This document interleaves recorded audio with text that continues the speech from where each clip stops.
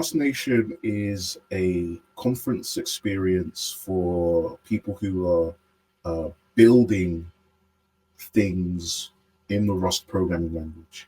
So I think I can give a little bit of historical context and take a step back. It involves, just how Rust Nation came about.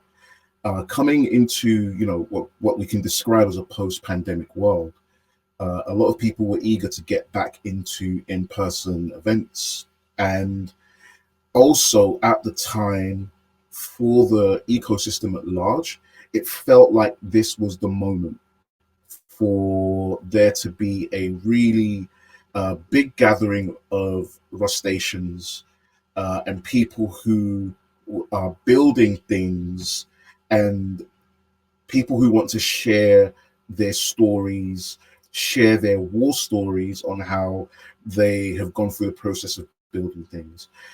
There is a enterprise tilt in who our conference serves.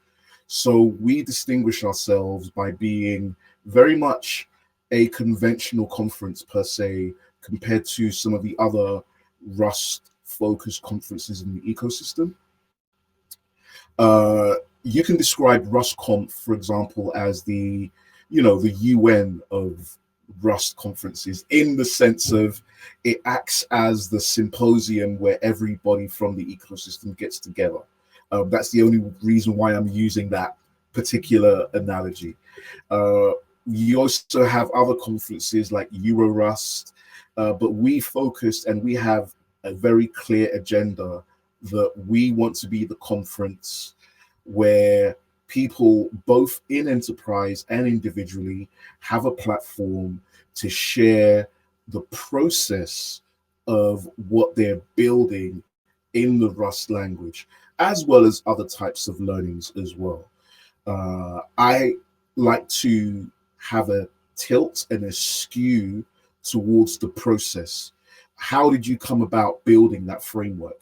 How did you go through the process of building that application? What led you, and what challenges and what processes did you go through to build what you built in Rust? That's who Rust Nation serves as a conference, and that's where we're trying to give people the opportunity mostly. I hope that makes sense. Yeah, absolutely. So you're saying like maybe it's not the best conference to talk about the, I don't know, latest design of async trades and stuff like that, Right. but Yeah. maybe to Yeah. showcase what you build with Rust. Absolutely. Absolutely. That's the primary focus. We do serve the whole spectrum of Rust talks, and we are a platform that is inclusive and open to any kind of talk. So we do have, talks that delve deep into the type system. That we do have talks that delve deep into the features and the new features of the language. But we will always have a tilt and a focus on building. This is a users conference, and this is a conference for individuals who are really looking to utilize the language in a way that showcases the power of the language. Great. Great to hear that. I definitely enjoy hearing war stories, as you said, yes. And would you say that is this conference like what's the target of the conference? Maybe beginners, expert, or both? So, as I said, this is an inclusive conference, so we welcome everyone of all levels. We Great. welcome everybody at whatever stage they are as a Rustation. With there being the specific tilts that I mentioned, you will find that there will be more of a certain type of Rustation there. So if you're showcasing what you've built, it can still be, a to-do app or anything else like that. But with our enterprise focus and tilt, you will find that there will be more people who have had a longer period of time with the language, maybe people who are a bit more experienced in the language, to have gone through certain processes and gone through certain difficulties and trials, to be able to share what they have. But we will always welcome everyone. Again, if you have a compelling enough story for your to-do app that you built in Rust, then you're still welcome to present at Rust Nation. So yeah, we welcome everyone. Essentially, we're very focused on being inclusive, but bring a story and bring learnings for others who want to build with the language. So that's what we always focus on. Great, great. And I see that you have 4 tracks for the talks. I Five, technically we have five. Oh, okay. I only see. Yeah. So if you include the hackathon that we're doing, that's technically five tracks Tell me more of about the different things we have hackathon to do. then. Wow. So we are really excited to have the hackathon this year. That's one of the crown jewels of the conference experience. We are working with Helsing.ai, who are an amazing team. You may know that John Genset, the author of Rust for Rustations, is the principal engineer there, and they are an amazing team doing some really incredible things both in areas of AI and embedded. And we're working with them to put on an in-conference hackathon that gives you the opportunity to get hands-on with manipulating and controlling drones and RC cars with through Rust code. So you'll be able to hack and put together some of the challenges that they have devised that will allow you to control an RC drone, sorry, a card drone and an RC car with a camera on the day during the conference. And it's a very, very exciting thing that we've been able to pull off. And I'm really, again, very grateful to the Helsing team for all the work that they've put in. It's going to be an incredible feature for people who want to get hands on with the language, especially areas of the language that are really important for Rust in general. The Aero Rust community, headed by Lachazar Lechev, who's also going to be one of our speakers, are doing some incredible things with embedded devices and also in the safety critical area as well. So being able to actually get hands-on with that, with the Helsing team through the hackathon, I feel like is going to be one of the things that I'm most excited about for the conference. I can't wait to see the drones flying around in the room and the cars moving around. It's going to be a lot of fun. Definitely sounds very fun. Yes. And I see that you also there are 3 talks for each Yes, slot and one yes, tutorial. Like, what's the yes. difference between talks and tutorials? So tutorials are again an opportunity to get hands-on with the language. They contrast the talks in a way where you're not necessarily passively listening to someone give a presentation.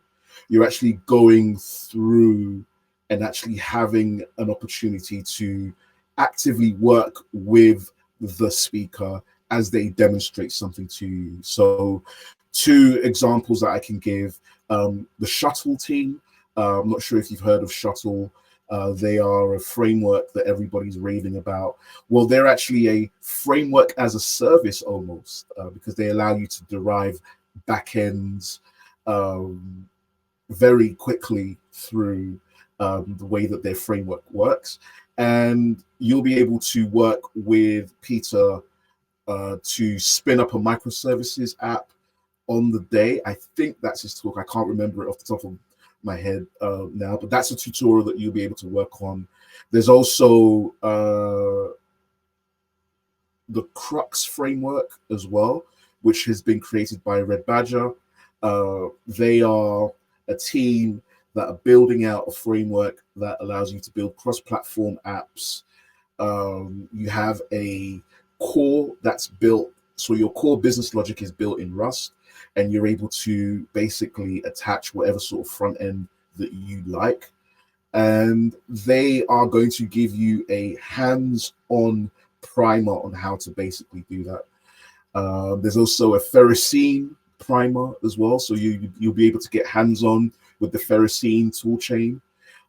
There's lots of tutorials. So tutorials contrast to talks in a way that they are not passive. You're not just listening to a talk. You're actually getting active and hands-on as well. I'm very big on that. That's a very big part thing, a very important thing for me personally. Yeah, it sounds very interesting. Like the the offering is impressive, absolutely. And yeah, like the like there are many good talks. Also, the keynotes are like very solid. Thank And you. like I won't name my favorites because, but for like for example, there is Go ahead. No worries, please. I, like for sure I will name the talk of Ellie, which because Yeah, she's been on the episode 3 of the podcast, and she will talk amazing. about the syncing Yeah. mechanism of Adwin, which she also Mm, mentioned here at the podcast. So definitely looking yeah. forward to that. Yes. Yeah, cool. And also there are going to be workshops on the first day, right? Yes. Yes. Again, we've been incredibly privileged to work with some of the most prominent trainers in the Rust ecosystem to offer a full day again of hands-on training for people who are wanting to level up themselves as Rust developers, whether you're coming from a company and they've sent you to come down and get yourself primed to be able to, work on a POC back at wherever you're working, or just for yourself as an individual, if you want to level up your understanding and your skill, you are in the right place with the workshops. We have 3 trainers that you probably are very well aware of. Luca, I mean, I don't really have to say much more about Luca, the rock star. Luca from Main Matter, there, he is going to be doing a workshop on testing, which is an area that people are very interested in. It's like kind of seen as a bit of a dark art, and there's probably no better person to learn from than Luca Palmieri. Then we also have the Arden Labs team, who are going to be taking our intermediate track. We focused on having 3 tracks that were very poignant and very focused on people's current and trending need. One of the learnings that we took from the first inaugural conference was that having a beginner's workshop track wasn't necessarily beneficial to everyone, because a lot of people gave us feedback that there are so many beginner resources out there, and Azure Stations was sport for choice. You have Rustlings, you have Rust by example, you have Exorcism, you have so many different beginner tools and resources for free, that having a beginner workshop that's paid for wasn't necessarily beneficial for people. So we took that on board and we focused on having workshops that benefit people where they are, which is why we have an intermediate, we have a quote unquote expert track, whatever that means in the world of Rust, right? Who really ever does consider themselves an expert unless you're like like a John Genset or a Luca or something like that. Then we also have a Rust in Enterprise workshop, which I'm very, very excited about. We partnered with Tim McNamara, the author of Rust in Action, to have a workshop that gives people the understanding, and it primes them to really know the different elements and facets of doing Rust in production. We're at a very interesting phase in the Rust ecosystem where we're moving out of hobbyist mode. We're moving out of a mode where people are doing projects for themselves, and just because the language is really cool, to where there are certain expectations, where there are certain demands, and where there are specific criteria that need to be met. And Rust in production and Rust for enterprise is a very different thing to doing Rust in your own time, right? Or Rust as a hobbyist. So understanding the tooling, understanding some of the ways and means and processes and hacks that you could learn to be really effective, and to actually really sell Rust through production is something that we want to offer the community through Tim's workshop. So Tim's workshop is broken up in three parts, and it gives you a flavor of different parts of how to work with Rust in production, whether you're actually creating a POC to prove that Rust is something that your organization should use, or whether you're moving beyond that and you're building something that you want to be out there in the world in a real and meaningful way. Tim's workshop is really, really exciting, and it's great for that as well. So those are our three workshop tracks. Great.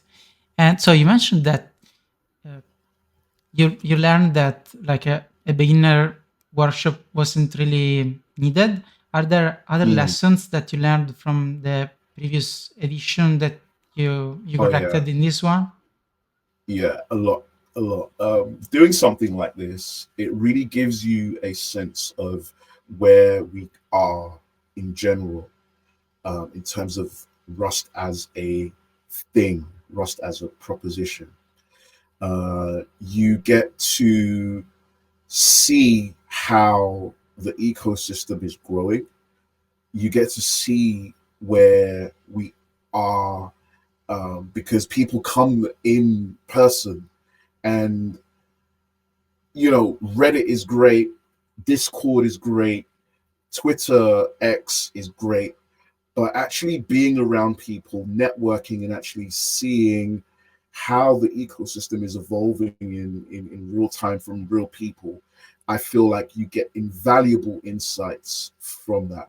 From an organizational point of view, it we learned that there is a huge demand for the language. There is a lot of goodwill towards the language, and the ecosystem, but there are things that still need to be done, and there are holes and gaps that still need to be filled for us to be a fully formed option that can be on the same scale and stratosphere as a Python or C Sharp or Kotlin. And there are many facets to why an organization chooses a technology or a language. And it's not just the language being cool or being great in and of itself. There are a lot of other in between messy factors that also come to play as well. And I feel like one of the lessons that you learn is you see how those uh, gaps are being filled in real time. And it fills you with a sense of optimism. It fills you with a sense of expectation.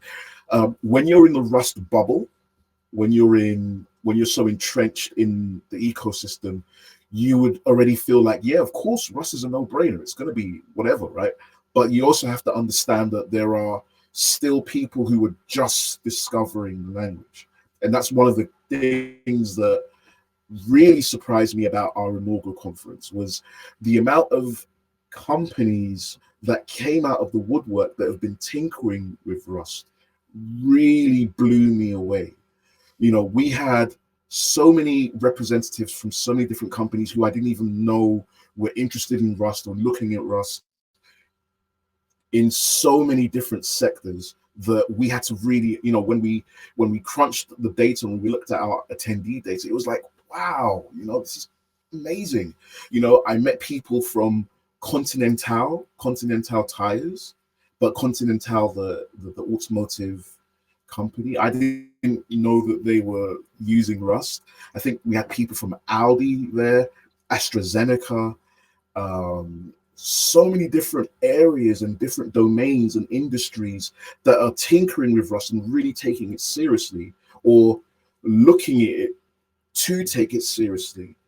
It really did uh, open my eyes to the potential. And that comes back to my original point about, you know, we can say that, are we there yet? Are we this yet? Are we that yet? You know, we've got all of these websites. Yeah. Are we async yet and everything else?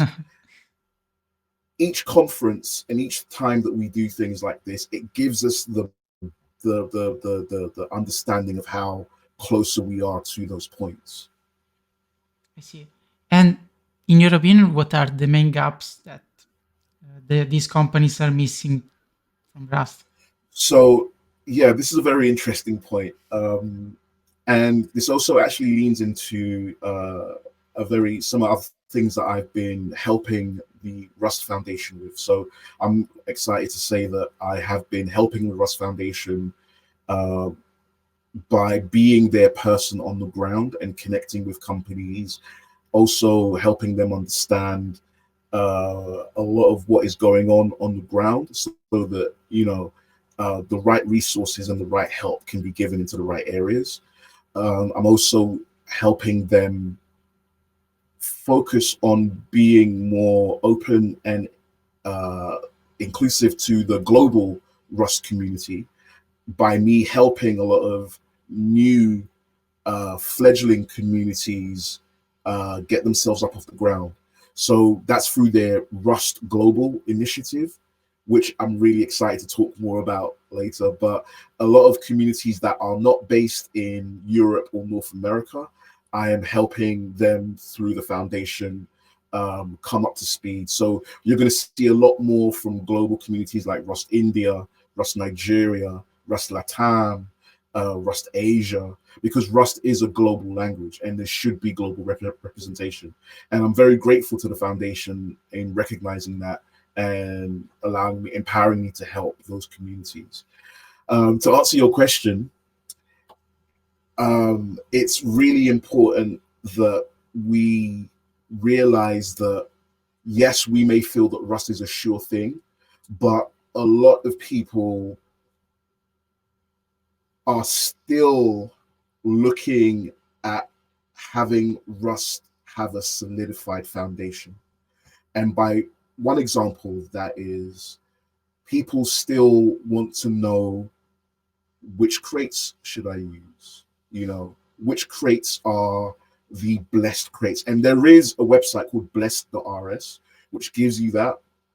But what we tend to find is a lot of people are, they're spoiled for choice with the number of crates out there.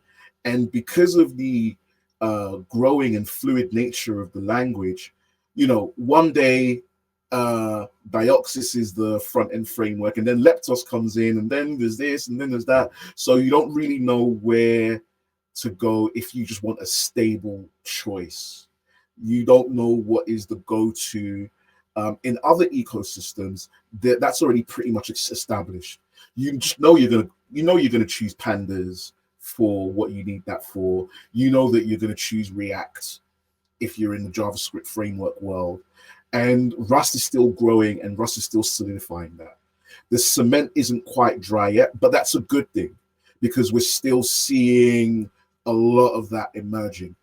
Some people want that assurity now, for them to be able to go to their senior and say, look, let's use Rust because we are sure that this and this and this is the stable thing to use. Sometimes there's been mentioned that the versioning system in Rust doesn't quite allow for that approach. But that's actually by design. You know, the conservative nature of Rust's versioning system is a feature and not a bug. But translating that message to people who are just coming into the community and don't have that context is something I feel that's really important. You know, the way Rust does things to keep you safe isn't always necessarily clear to people who are just entering into the community and the ecosystem. What do you mean by Rust versioning system? Like you mean that? So a lot of Yeah. yeah, so a lot of the reasons why we go to like 0.76 Oh, things like that, a lot yeah, of yeah. people are like, well, like is this ready? Like, is this what, like, and we've seen a few crates go to 1.0, but 1.0 isn't really a thing in the Rust ecosystem, right? But someone coming into the Rust ecosystem who wants to sell Rust to their quote unquote next level high up, they'll be like, well, there are no stable crates. I agree that maybe with new to the Rust ecosystem, since they see the version that is like 0.xy, they Yeah, think, okay, this is not production ready. Maybe there are right. bugs and stuff like Exactly. that. Instead, Exactly. what the Rust community wants to say with that is, hey, if there is a zero as the measure number, it means that I might break the API, so that Right. maybe I will change the number of parameters of a function, stuff like that. Right. Right. But actually, I think it's the contrary. Like there are a lot of articles, and also from my experience, I can see that the level of quality of the Rust library is probably unmatched with Right. others other programming languages, because Yes. there is the Rust compiler that ensures that there is a minimum level of quality, and so like by just by using Rust libraries, you know that there are no memory issues and all Right. the good stuff that Right. we know. Right. Yeah. Right. Right. Right. Absolutely. Absolutely. And I think again, it's more so of a marketing uh, issue rather than a structural issue. I think another key marketing or quote unquote marketing issue is really helping people understand that Rust is a general purpose language. Rust is not a systems language. Rust is a general purpose language. And I think we are getting better at that. I think there are efforts being made across the board to ensure that people understand and know that entering into this community, Rust is a general purpose language. You can use it for anything. Anything that you want to build, you can use Rust for. And the more that we see that, the more that we have conferences and things like that, of that nature, the more people will understand that as a core message that Rust is a general purpose language. Yes, absolutely. This is a bit our fault too, because like a few years ago, we were like even in the Rust website, it was written like that Rust is a system programming language. But I think Yeah. since we saw that it's used for everything now, it's just Mhm. yeah, it's a more generic. There is a more generic message, uh, like empowering Absolutely. everyone. Absolutely. Or yeah, so but I agree that like it's. I use it for everything myself, so I agree Right. Right. 100% with Right. that. And Right. um, Absolutely. and yeah, like Absolutely. if you like even by the talks of Rustensha, you see that is used uh, in all spaces, in all domains, and yeah, Exactly. probably we will Exactly. the That message was a big will stay mandate. for. Mhm. Yeah, that was a big mandate that we had as a team to ensure that the talks were representative of that. So we, I purposely sought out certain individuals to invite for talks, as well as when looking through the CFP, we really focused on making sure that it hit that goal to showcase the wide spectrum of what you can do with the language, and to showcase the repertoire and the different and the diversity of what's being built with the language. So I was so glad and so grateful when certain people submitted talks, like Ben from Leptos, but then also Jonathan from Ferris Systems, because those are two different ends of the spectrum, but they showcase the diversity of what you can do with the language. You've got a front end web framework, and then you've got safety critical systems and a tool chain built for creating, built for train systems and cars. So I think that and everything else in between is what we really want to showcase through Rust Nation. The diversity of what you can build and the repertoire that Rust has as a general purpose language. Yeah, and yeah, it shows in the talks. Yes, I just went to the Rust website. Now the slogan is a language empowering everyone to build reliable and Yes, efficient software. So yeah, yes. Yeah, the nice. tagline was changed. The tagline was changed, I think, a couple of years ago, which was Yes, great. yeah, And which exactly. was a really important step. I think we need to go further in advertising that and really showcasing that in an important way so that people don't.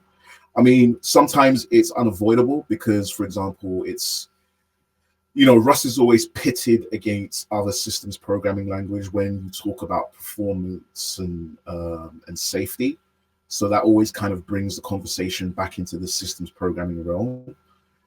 But the benefits and the USP of Rust actually is in every area and every domain that it's used in, because the type safety, the compiler, it works for everything that you build, not just in one specific domain. So, we have to stop being compared to like C++ and stuff and actually just focus on the fact that we're a general purpose language. Absolutely, I agree 100%. Yes.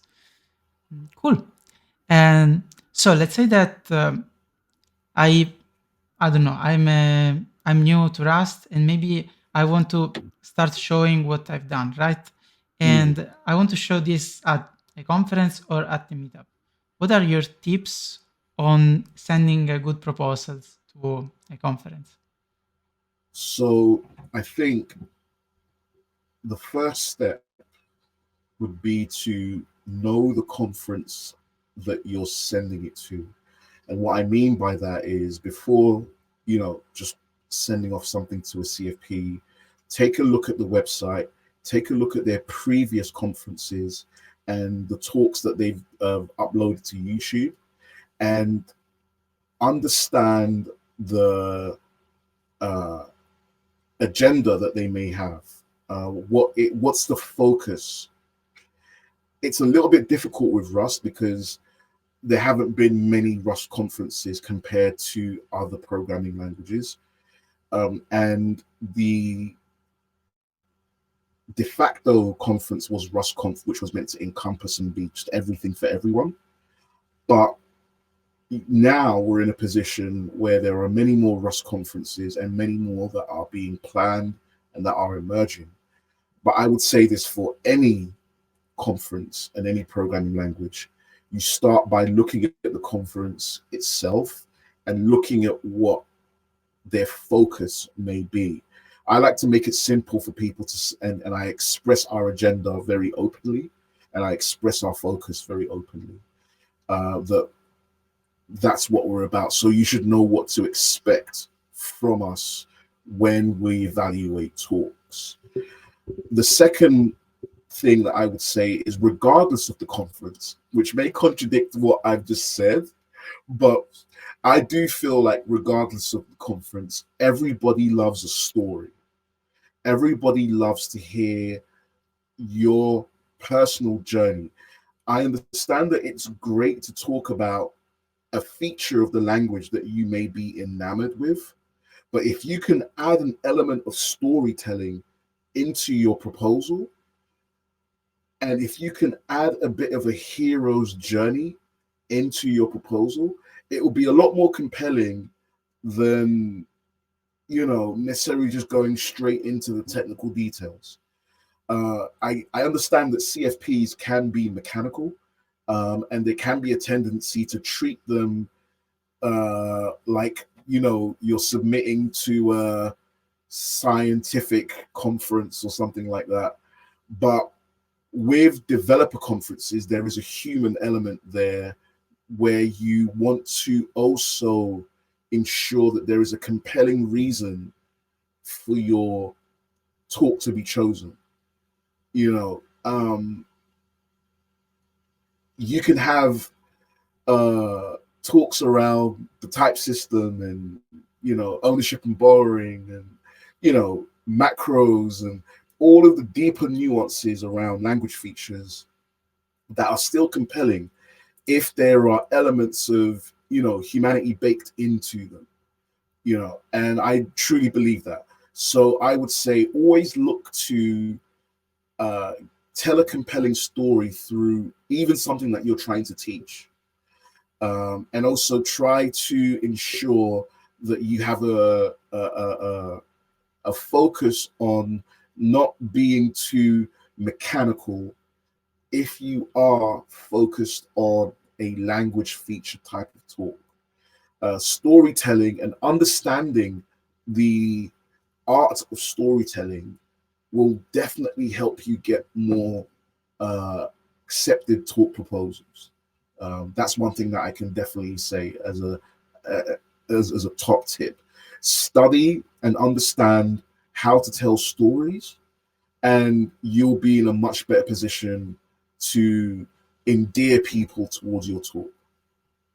It's a great tip. Yes, I think, like as a person who goes at conference, I think learning something is great, but you also want to Mm, be entertained, and yeah, mm, nothing mm, better than like hearing your journey towards your goal. Yeah, absolutely, it's a great tip. absolutely. Yes, and I'm curious to hear what are the biggest challenges when it comes to organizing Rust Nation? Maybe Oh. last year and also this year. Well, how long do we have? We're gonna How? be here. My goodness. Conferences are incredibly multifaceted and unwieldy endeavors. It's taking up a lot of my time and my life. It's eaten into a lot of my developer time, time that I use to learn the language and grow in the language.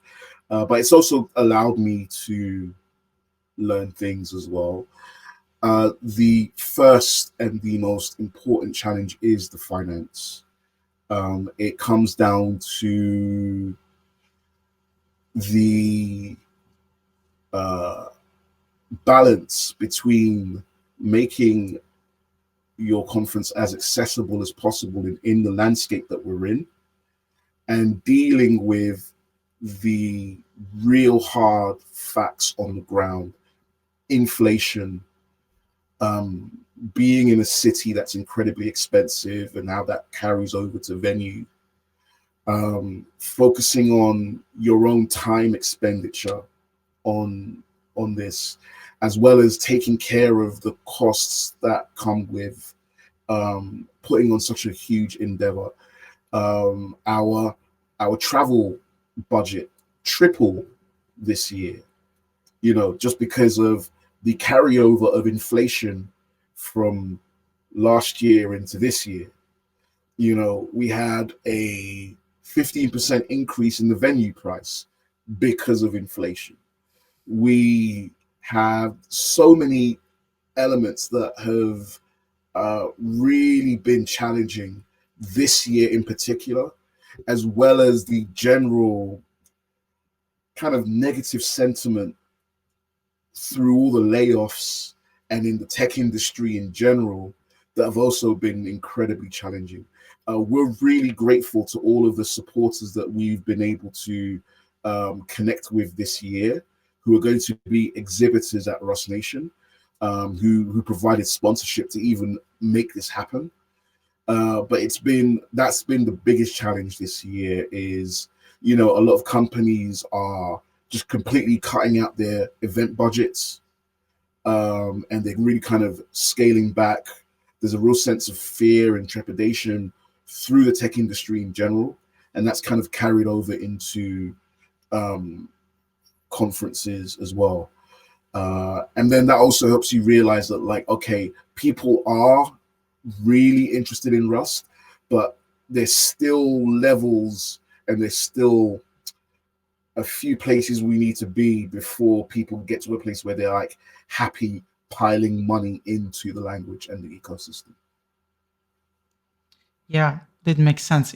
Wow, it must be tough this year. Yes, Very, very, very, very, very tough. Yeah. but yeah, I thank you from all the community to making it happen. Yes. Thank uh, Great. So I don't know. Like I was about to ask advices on people who want to start a conference, but maybe. you. Don't do it. Don't do it. For your own sanity. Oh, But for okay, your yeah, no. I mean, again, it is a great endeavor if you're able to pull it off. I would say, again, have a understanding of your own agenda. Don't just do it because you think it's cool or you think that, hey, it would be a nice thing to do. There has to be more of a reason than that. Who do you serve?